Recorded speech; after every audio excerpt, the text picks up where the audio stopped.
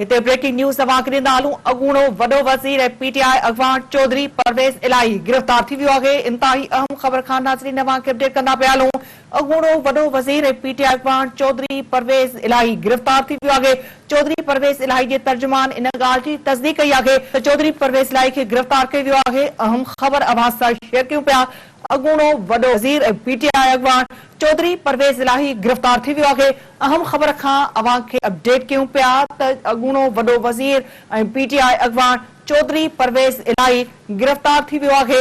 अहम ख़बर खां नाज़रीन अवांखे अपडेट कयूं पिया।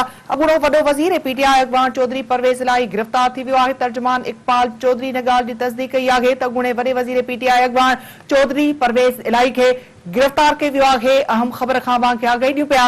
अॻूणो वॾो वज़ीर ऐं पीटीआई अॻवान चौधरी परवेज़ इलाही गिरफ़्तार थी वियो आहे। तर्जुमान इकबाल चौधरी इन ॻाल्हि जी तस्दीक़ कई आहे त चौधरी परवेज़ इलाही खे गिरफ़्तार कयो वियो आहे। अॻूणो वॾो वज़ीर ऐं पीटीआई अॻवान चौधरी परवेज़ इलाही खे गिरफ़्तार कयो वियो आहे। अहम ख़बर खां अवांखे आगाही ॾींदा पिया हलो।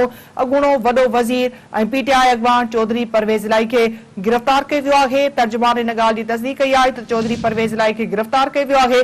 अहम ख़बर नाज़रीन अवाज़ सां शेयर कयूं पिया। पीटीआई अॻवान चौधरी परवेज़ इलाही खे गिरफ़्तार कयो वियो आहे। तर्जुमान पारां इहा तस्दीक़ कई वई आहे त चौधरी परवेज़ इलाही खे गिरफ़्तार कयो वियो आहे। चौधरी परवेज़ इलाही खे पंहिंजी रिहाइशगाह खां गिरफ़्तार कयो वियो आहे। इंतहाई अहम ख़बर खां अवांखे आगाही ॾियूं पिया। अॻूणो वॾो वज़ीर ऐं पीटीआई अॻवान चौधरी परवेज़ इलाही खे गिरफ़्तार कयो वियो आहे। ब्रेकिंग न्यूज़ अवाज़ सां शेयर कयूं पिया।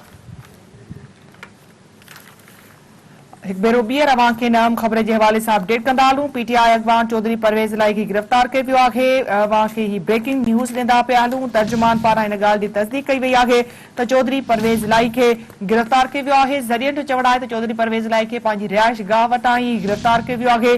अहम ख़बर आवाज़ सां शेयर कयूं पिया। अवांखे अपडेट कंदा पिया हलूं त पीटीआई अॻवान चौधरी परवेज़ इलाही खे गिरफ़्तार कयो वियो आहे। तर्जुमान पारां इन ॻाल्हि जी तस्दीक़ कई वई आहे त चौधरी परवेज़ इलाही खे गिरफ़्तार कयो वियो आहे। ब्रेकिंग न्यूज़ अवाज़ सां शेयर कयूं पिया। पीटीआई अॻवान चौधरी परवेज़ इलाही गिरफ़्तार थी वियो आहे। चौधरी परवेज़ इलाही जे तर्जुमान चौधरी इकबाल संदसि गिरफ़्तारीअ जी तस्दीक़ कई आहे त चौधरी परवेज़ इलाही खे गिरफ़्तार कयो वियो आहे। ही ब्रेकिंग न्यूज़ नाज़रीन अवाज़ सां शेयर कयूं पिया त पीटीआई अॻवान चौधरी परवेज़ इलाही गिरफ़्तार कयो वियो आहे।